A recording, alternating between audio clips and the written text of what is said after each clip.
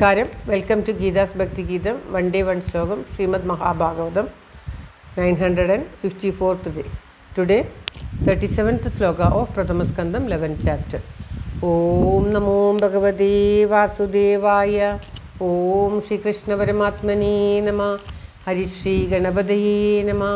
അവിഘ്നമസ്തു ശ്രീ ഗുരുഭ്യോ നമ. ഓം തത്സത്. കൃഷ്ണം നാരായണം വന്ദേ കൃഷ്ണം വന്ദേ വ്രജപ്രിയം. കൃഷ്ണം ദ്വൈപായനം വന്ദേ കൃഷ്ണം വന്ദേ പ്രദാസുതം. ശ്രീമദ് മഹാഭാഗവതം ഒരു ദിവസം ഒരു ശ്ലോകം.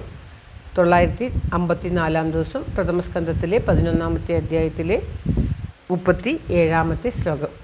ഓം തത്സത്. തമയം മന്യതേ ലോകോ യസംഗം അഭിസംഗിനം ആത്മൗപമ്യേന മനുജം വ്യാപൃണ്ണാനം യഥോബുധ. മനുഷ്യൻ, ബുദ്ധിയില്ലാത്ത മനുഷ്യൻ, അബുധന്മാരായിട്ടുള്ള മനുഷ്യൻ, അറിവില്ലാത്ത മനുഷ്യന്മാർ ഭഗവാനും തങ്ങളെപ്പോലെ തന്നെ ഇപ്രകാരം കുടുംബജീവിതമൊക്കെ നയിക്കുന്ന ഒരു സാധാരണ മനുഷ്യനാണ് എന്ന് തന്നോടുകൂടി ഉപമിച്ച് കരുതുന്നു. എന്നാൽ ഭഗവാൻ അസംഖ്യം, ഒന്നിലും സംഘമില്ലാത്തവനും എല്ലാറ്റിനും സാക്ഷിയായിട്ടുള്ളവനും എല്ലാം നിലനിർത്തുന്നവനുമാണ്. ഒരു മനുഷ്യനായിട്ട് ഭഗവാൻ അവതരിച്ച് ഭൂമിയുടെ ഭാരം തീർക്കുവാനും സാധാരണ കുടുംബജീവിതത്തിലേക്ക് കൂടി ഒരു മനുഷ്യന് മോക്ഷം നേടാൻ സാധിക്കും. സംഘമില്ലാതെ കുടുംബജീവിതത്തിൽ വർത്തിച്ചാൽ അവന് മോക്ഷപ്രാപ്തി നേടാം എന്ന് സാധാരണ മനുഷ്യർക്ക് കാണിച്ചു കൊടുക്കുവാൻ വേണ്ടിയാണ്.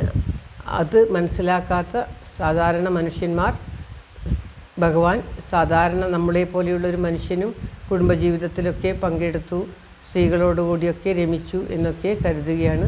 സ്ത്രീകൾക്ക് ഭഗവാനോടുള്ള ആഗ്രഹം കാരണം അവരെ സന്തോഷിപ്പിക്കുവാൻ ഭഗവാൻ അവരെ രമിപ്പിച്ചു എന്നല്ലാതെ ഭഗവാന് രമിക്കുവാൻ വേണ്ടി ഒന്നും ആവശ്യമില്ല. സ്വാത്മാരാമനായിട്ടുള്ള ആ ഭഗവാൻ എല്ലാവരെയും രമിപ്പിക്കുന്നവനാണ്, അല്ലാതെ ഭഗവാനെ രമിപ്പിക്കേണ്ട ആവശ്യമില്ല എന്നാണ് പറയുന്നത്. ശ്ലോകം ഒരിക്കൽ കൂടി.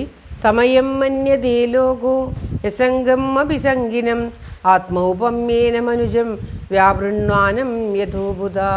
സർവത്ര ഗോവിന്ദനാമ സങ്കീർത്തനം. ഗോവിന്ദ ഗോവിന്ദ. എല്ലാവരുടെയും നന്മയ്ക്കും ആയുരാരോഗ്യ സൗഖ്യത്തിനുമായി പ്രാർത്ഥിച്ചുകൊണ്ട് ശ്ലോകം ഭഗവാന്റെ തൃക്കാൽക്കൽ സമർപ്പിക്കുന്നു. Geetha Rajan. Thank you for watching. All the best. Have A very very nice day. God bless you. ദൈവം അനുഗ്രഹിക്കട്ടെ. എല്ലാവർക്കും എല്ലാവിധ ആയുരാരോഗ്യ സൗഖ്യവും നന്മയും ഉണ്ടാകട്ടെ. ഓം തത്സത്.